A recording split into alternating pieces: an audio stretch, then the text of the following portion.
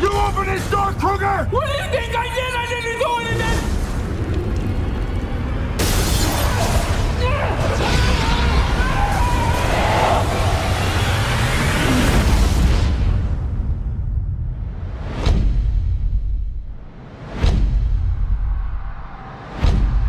I'm having these dreams.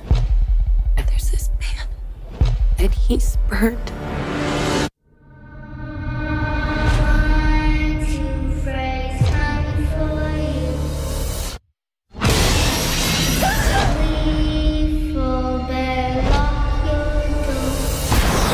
Don't fall asleep.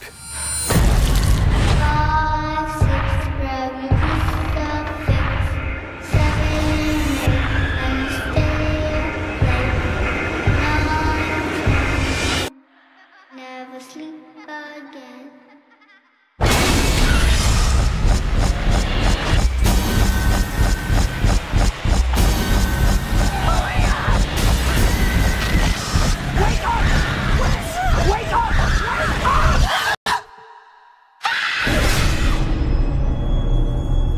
You have nothing to worry about.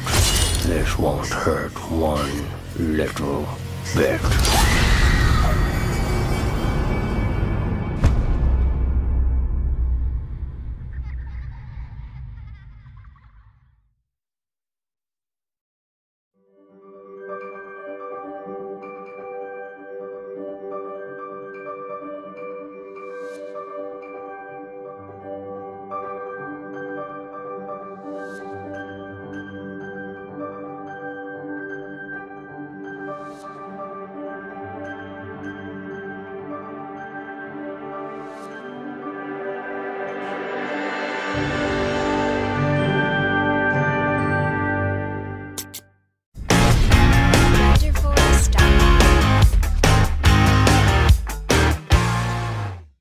Hey everybody, how's it going?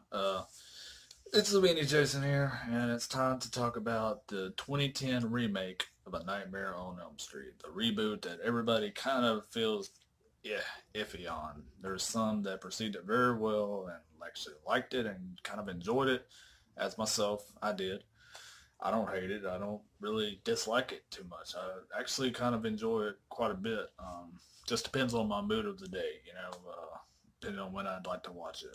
I haven't seen it in a while, actually, but that's because I've had a lot of shit going on in life. But when I do watch it, I do kind of enjoy it. I find some good redeeming qualities in it overall.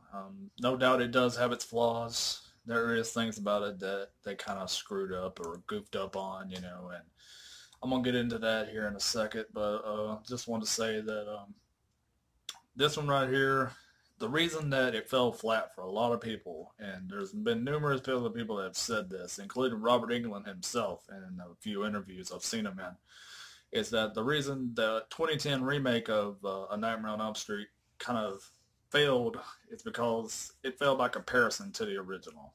You can't top Robert Englund's version of Freddy. No matter who you get to play that iconic character. Now, as Cody Leach has said many times, it's not the fact that nobody can play Robert Englund's character, Freddy Krueger. That it's ridiculous. It's absurd to say that there's no one out there that could possibly play Freddy. But Robert Englund's version of Freddy is so fucking buried in our subconscious, in the pop culture subconscious, that it's hard for us to even imagine, to even fathom someone else picking up that glove and, cutting somebody's entrails out and just being the Elm Street slasher that we know and love, as compared to Robert Englund's iconic role of Freddy. They tried with Jackie Earle Haley. Now, with Jackie Earle Haley, I'll say this. That dude, he nailed the shit out of Freddy as far as the darkness and the creepiness and the overall dreaded, dark, sinister version of Freddy that we were introduced to in '84 in the original Nightmare on Elm Street. He nailed the fuck out of that. He did damn good on that part. I actually enjoyed him quite a bit as Freddy as far as that goes, as that's regarded. But it's just the way they did him, his makeup appliance, his prosthetic makeup as Freddy, they kind of went for a more realistic burn victim look in this, as opposed to the traditional Freddy look that we had in all the other movies. And it just looked awkward. It looked shitty. It looked kind of crappy. he looked more like a fucking ferret in the face, you know? His eyes were kind of slanted and shit, and his nose was all fucked up and weird, and just, it didn't look like Freddy to me. His face didn't resemble Freddy at all. It just looked like some old hobo that's been burned horribly. Which is funny I say that because originally Freddy, the original intent of Freddy was based on a hobo. An old, homeless, creepy-looking guy that Wes Craven was terrified of as a young kid. So, but this dude, Jackie Earle Haley's look as Freddy was kind of meh. I didn't really care for it. His body language was damn good, though. He nailed the shit out of the creepy tone that Robert Englund set for that character. So that much I can say. You know, when his voice, he played Rorschach in the, what the fuck is the name? The Watchmen. He played Rorschach in that, and it kind of sounds like Rorschach as Freddy in this. I was only petting him. You know, his little smirk that he does and the little laugh that he has in this. It's pretty damn cool, you know. He's got some pretty good one-liners, too. Especially when he attacks that character, Jesse. And they're in the boiler room, Freddy's boiler room in this one, at one point in the movie. And he's got him hanging upside down, you know, and he's like, why are you screaming? I haven't even touched you, or I haven't even cut you yet. You know, or I think, no, that was before he had him hanging upside down. Yeah, he had him cowering down before him when Jesse was locked up in jail for the murder of Chris, this girl that he knew he was dating. Anyways, Freddy's terrorizing him and scaring the shit out of him in the nightmare world, you know, and then he has him hanging upside down. He's about to gut him with his glove, and he's like, you know, according to something, I don't know what it was, but even after the heart stops beating, the brain functions for well over 7 minutes. That means we got 6 more minutes to play.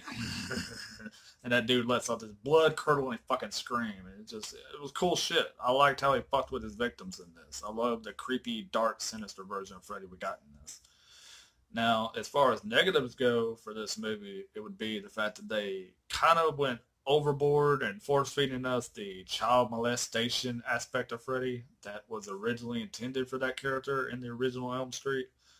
It was subtext in the first one. It was like subtlety, you know. They did it in a very believable way, where it was implied that Freddy is a child molester. He is a child predator. But in this one, it's like just straight up in your fucking face, you know. The way he talks to Nancy, the new girl that plays Nancy, he calls her his little Nancy. That shit, it's just, yeah. It makes you feel like you want to go take a shower after watching it. It's just creepy as fuck, you know. The whole thing about him being a guardsman at the school, at the preschool, being a gardener there, and playing with the kids out in the front yard of the schoolyard, and taking them away to his secret hideaway place where he does all his little drawings and shit that he talks Nancy and all the other kids that come in there to his secret hideaway, whatever the hell he called it in this, I don't remember, but his pedophile style they go for with Freddy in this makes you not like Freddy so damn much. With Freddy, you're not supposed to cheer for a child molester to begin fucking with. I mean, good God. Why would you want to cheer somebody like that? He's never intended to be an anti-hero, you know. You don't want to cheer for a fucking child molester, okay? Oh, Jesus. No wonder nobody's going out, you know, buying Michael Jackson albums now. I mean, I'm sorry. I had to say it. I love the dude's music, but come on now. You only had little boys sleeping in his bed. You never seen a girl over there. So. I'm just saying. I'm just fucking saying. To each their own, but, you know, I believe Freddy was probably a little bit inspired by the gloved one. Anyways, yeah. So the pedophile version of Freddy we get in this is way too much. They force it down your throats and shit, you know. It's just like, yeah, I didn't really like that. It's very uncomfortable. It's very unsettling, very unnerving. And it's supposed to be that way in a way. They're supposed to make you unhinged and very creeped out and uncomfortable around Freddy Krueger. Never supposed to be comfortable around that character or watching him. If you are, then something's probably fucking wrong with you. You should probably go get seen by a shrink if you are comfortable being around someone like Freddy Krueger, because I'm fucking sure as hell not. But like I said, you know, this one failed comparison to the original because in the original it starts out upbeat. It starts out like kind of a fun time. You know, you have a good time with Nancy and Glenn and Tina at their house, hanging out, partying, they're drinking, they're smoking weed, they're having a good time listening to music. In this one, you know, well, before I go on, let me say that it started out with a good time in the first film, and then it leads on to the rampage that Freddy brings when he kills Tina, and all the shit goes to hell from there on out. But it started out cool and fresh and upbeat and happy. This movie, when you start out, it starts out dreadfully boring and depressing and underwhelming. It's just dreadful, and the whole movie's got this emo style to it. It's just dark and depressing and sinister and just, it's like Hereditary.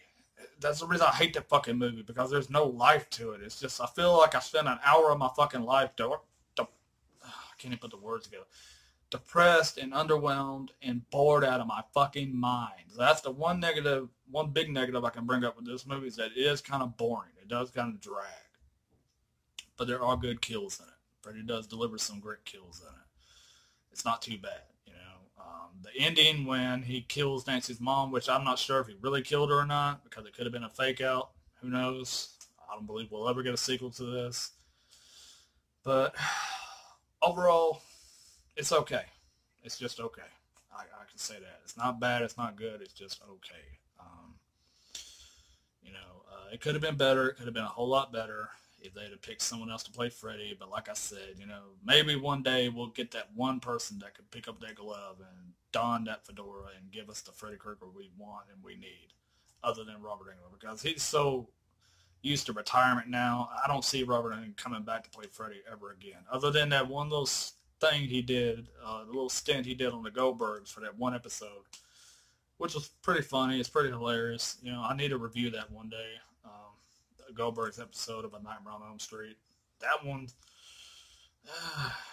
that was the comedic Freddy we got in that. Of course, because it's a syndicated TV show, sitcom on ABC. So you got the funny Freddy's Dead version of Freddy in the Goldbergs episode. But in this, you get child molesting, Jared from Subway, Michael Jackson, Bill Cosby, just sleazy, dirty, child molesting Freddy. Okay? That's what you get with this. So, I'm going to go ahead and end it with that, saying it's just all right. And the third act was pretty good. Nancy kills Freddy, but her one-liner that she uses when she slices his head open and kind of rip off Freddy versus Jason with, that's because you're in my world now, bitch. And just, what's that girl's name? Monica Keena, who did it in Freddy versus Jason when she said, "Welcome to my world, bitch." She did it better. She did it fucking way better. When this girl does it in the Elm Street remake, it's just like, what the fuck, man? You couldn't come up with a more original line than that. Throwaway, cringy ass shit. Fuck all that. And Quentin, the dude always looks like he's gonna fucking cry or he's got to shit his pants or something. I mean, he looks constipated the entire movie. So the characters were kind of bland and boring in this. And overall, the movie's boring as fuck, but it does have redeeming qualities. Freddy and the kills. That's the most redeeming qualities I could think of for this one. So, yeah, the darkness of Freddy, I really like in that. But other than that, that's about it. And I'm going to go ahead and wrap this up until next time. And I will get to my review of Freddy's episode of the Goldbergs at some point. But until then, I'll plan on getting to the Halloween films, and finally covering John Carpenter's Halloween franchise. So look forward to that at some point soon. Hopefully I'll be moved into my new place by then. So I have a completely different backdrop. Can't even talk today. So until then, there's only one thing left to say.